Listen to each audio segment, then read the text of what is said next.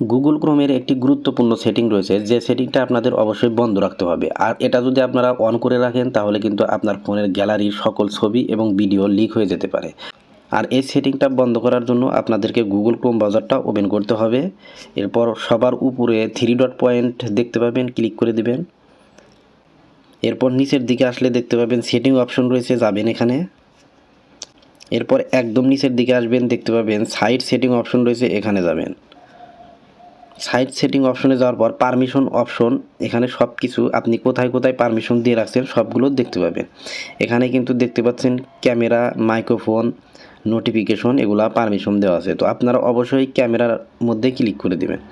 ক্যামেরার মধ্যে ক্লিক করার পর এখান থেকে আপনারা don't allow site to see your location, এই অপশনটা অন করে রাখবেন। আপনার ক্যামেরার পারমিশনটা কিন্তু বন্ধ হয়ে যাবে, আর আপনার ছবি বা ভিডিও এটা কিন্তু কখনোই লিক হবে না।